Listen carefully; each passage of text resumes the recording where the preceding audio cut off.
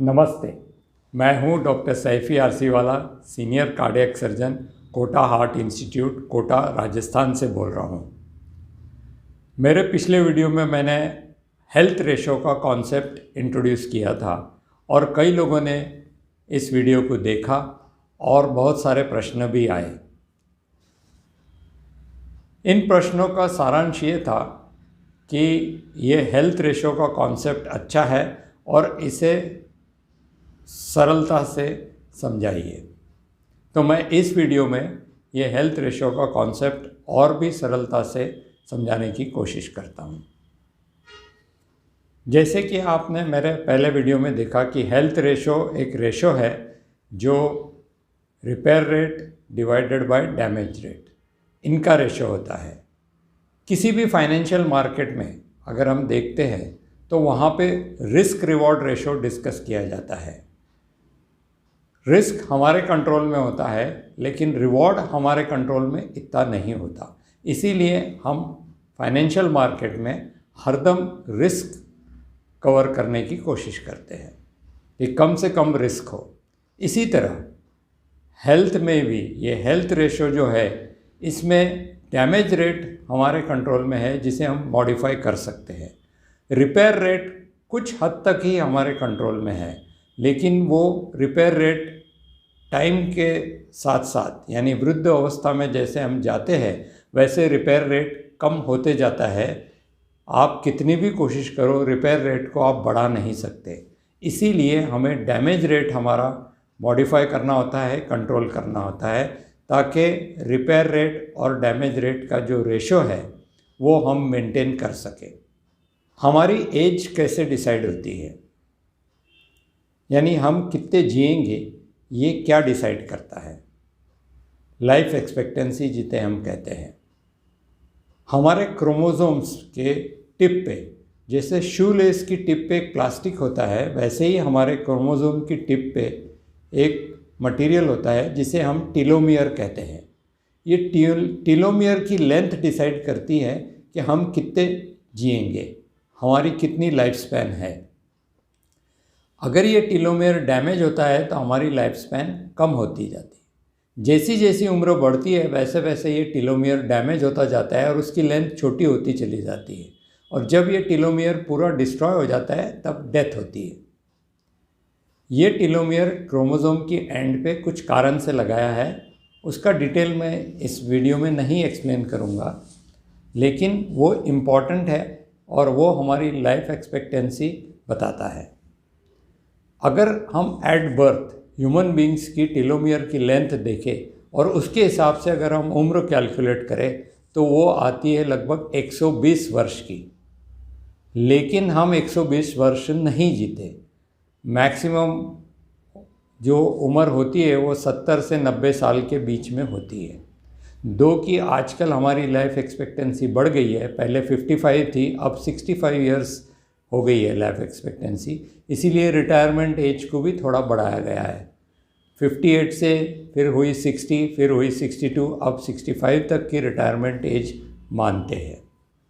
Health ratio जब 1 होता है तब हमारी उम्र होनी चाहिए 60 वर्ष की, क्योंकि टीलोमियर की लेंथ के हिसाब से अगर हमारी उम्र 120 साल की है तो हाफ वे, यानी कि क्रॉसिंग ओवर, जब रिपेयर रेट और डैमेज रेट का क्रॉसिंग होगा, यानी कि जब हेल्थ रेशो हमारा 1 होगा, यानी रिपेयर रेट और डैमेज रेट दोनों इक्वल होंगे तो हेल्थ रेशो 1 होगा, और वो लगभग हम अगर 120 वर्ष जीने वाले हैं तो ये क्रॉसिंग ओवर जो है ये 60 वर्ष में आनी चाहिए।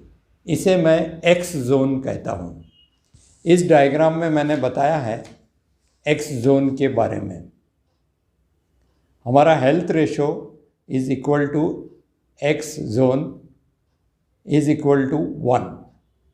अगर आप नीचे देखेंगे इस डायग्राम के तो मैंने लिखा है when health ratio is equal to 1 that is X zone, और ये क्रॉसिंग रेट दिखाया गया है।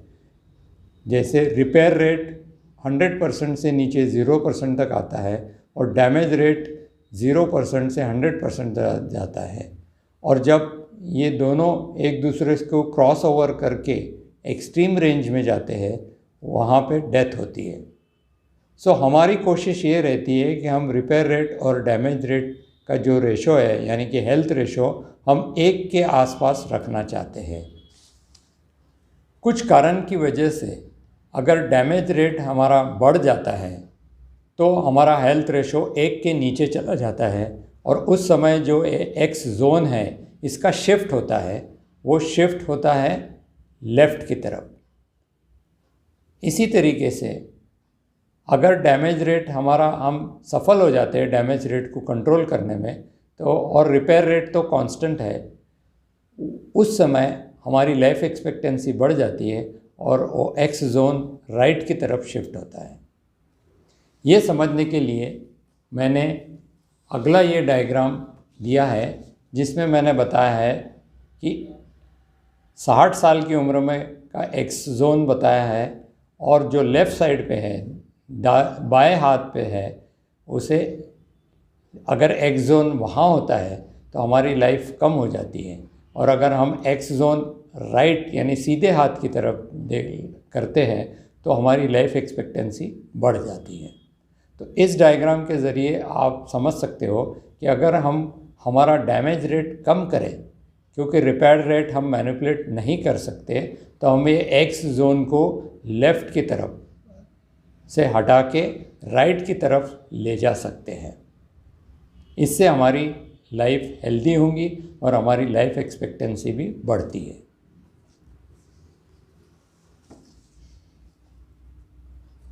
इस डायग्राम में मैंने बताया है कि मैक्सिमम जो वल्नरेबल एज है यानी कि सबसे ज़्यादा डैमेज जो जिस एज में होता है वो है 40 और 55 इयर्स के बीच में, और इसके बारे में मैं अधिक जानकारी दूंगा मेरे अगले आने वाले वीडियोस में जब मैं सारे फैक्टर्स डिस्कस करूंगा। उस समय बताऊंगा कि 40 और 55 की एज के बीच में क्या होता है जिससे हमारा जिसे हम डेंजर एरिया कहते हैं, जिससे हमारा डैमेज ज़्यादा हो सकता है और इसको किस तरीके से हम मॉडिफाई करें ताकि हमारा एक्स जोन लेफ़्ट से राइट की तरफ जाने लगे। तो जो 5 फैक्टर मैंने मेरे पहले वीडियो में बताए वो है डाइट यानी कि आहार, एक्सरसाइज यानी कि व्यायाम, स्ट्रेस यानी कि तनाव, स्लीप यानी कि निद्रा और नशीले पदार्थ ड्रग्स यानी जैसे अल्कोहल, चरस, गांजा, ये सारे नशीले पदार्थ, ये हमारा हेल्थ रेशियो को किस तरीके से अफेक्ट करते हैं। और मैं ये सारे 5 फैक्टर इसी कॉन्सेप्ट पे डिस्कस करूँगा। सो वो कौन से कॉन्सेप्ट है? पहला है हेल्थ रेशियो यानी कि डैमेज रेट और रिपेयर रेट के बारे में डिस्कस करूँगा। उसके बाद एक्स जोन के हिसाब से वो कैसे अफेक्ट करते हैं और हम हमारा एक्स जोन लेफ़्ट से राइट कैसे शिफ्ट कर सकते हैं इसके बारे में बताऊंगा। और हम जो डेंजर जोन है 40 और 55 इयर्स के बीच का, उसे हम कैसे मॉडिफाई करें ताकि हमारा एक्स जोन शिफ्ट होए, ये मैं आने वाले वीडियो में पूरा सरलता से समझाने की कोशिश करूंगा। मैं आशा करता हूं कि ये हेल्थ रेशियो का कॉन्सेप्ट, एक्स जोन का concept, shifting of x zone और डेंजर जोन, इसका कॉन्सेप्ट आपको पसंद आया होगा और ये सरलता से मैंने कोशिश की है इसे समझाने की। और फिर भी अगर आपको कोई प्रश्न हो तो आप मुझे मैसेज कर सकते हो। इसी के साथ मैं आज का वीडियो समाप्त करता हूँ।